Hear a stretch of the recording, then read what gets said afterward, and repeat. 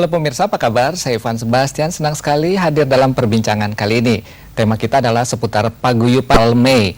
Nah, bagaimana sebenarnya paguyuban ini? Kita langsung saja, di studio sudah hadir, ada Pak Pandu. Apa kabar Pak Pandu? Baik, Pak Pandu ini adalah pendiri dari paguyuban Karel May. Betul. Kemudian ada juga Bu Grace ya. Apa kabar Bu Grace? Baik. Senang sekali kita bisa bersama kembali. Dari tayangan paket tadi kita melihat bahwa paguyuban ini memang begitu dinamis ya, banyak yang dilakukan. Kita tahu seperti apa sih Pak Pandu sebenarnya awal dari keberadaan paguyuban Karel May ini? Ya, sebenarnya asal-muasalnya adalah suatu obrolan di dunia maya, di Melis. Waktu itu saya tanya teman-teman saya yang saya tanya begini, apakah kalian pernah baca atau dengar nama Karel May gitu?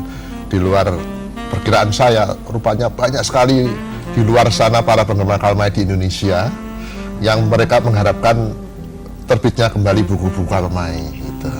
Dari situlah ide awal pembuatan paguyuban ini gitu. Ya, Bu Grace, dari Karel May sendiri apa sih yang bisa diteladani buat kehidupan manusia? Menurut saya banyak sekali ya, terutama nilai-nilai moral yang universal. Nilai-nilai moral yang Yang universal. universal. Berarti seolah-olah nilai-nilai moral di Barat lebih bagus dong dari di Timur atau di Indonesia. Gimana? Oh, justru universal itu tadi. Ini terjadinya di mana, tapi di sini pun menurut saya baik dan perlu ya yang seperti itu. Tidak memandang adanya misalnya perbedaan-perbedaan yang banyak diciptakan manusia ya, apakah itu agama, suku bangsa dan sebagainya. Di situ yang paling menarik untuk kami para penggemar ini. Ya, dari sejarahnya sendiri Karel May ini sebenarnya siapa sih Pak Pandu? Ya. Dan dia seorang pengarang buku, kenapa dia bisa menceritakan suku Indian bukan suku yang lain? Oke.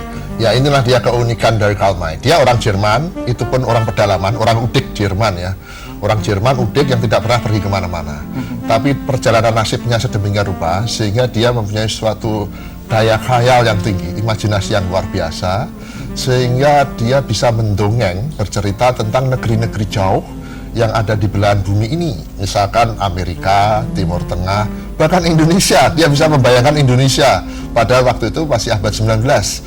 Orang Eropa masih sangat asing dengan negeri-negeri. Karel May menulis konteks Indonesia apakah terkait juga dengan Winnetou? Tidak, tentunya karena Winnetou orang Amerika, tetapi dia menciptakan suatu kisah petualangan di mana latar belakangnya adalah Indonesia, misalkan Padang, ya, Sumatera Barat gitu.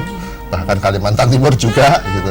Ini semuanya dari imajinasi saja, luar biasa orang ini gitu. Lalu kepedulian dari Karel May untuk menulis sosok Winnetou dalam buku-bukunya maupun komik-komiknya seperti yang ada di studio sekarang ini, awalnya seperti apa ini? Ya, pada akhirnya kita bisa menyimpulkan bahwa Karel May ini adalah penulis yang membela orang-orang tertindas di seluruh dunia, orang-orang yang terpinggirkan, termarginal.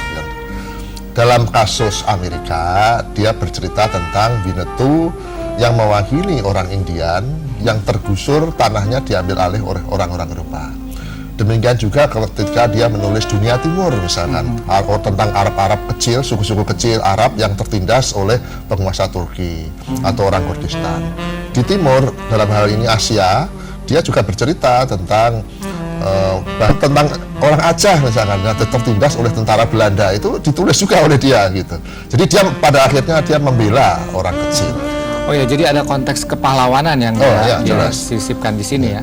Nah, Ibu sendiri kalau melihat tadi Karel May adalah seorang yang punya dedikasi cukup tinggi ya bagi kemanusiaan.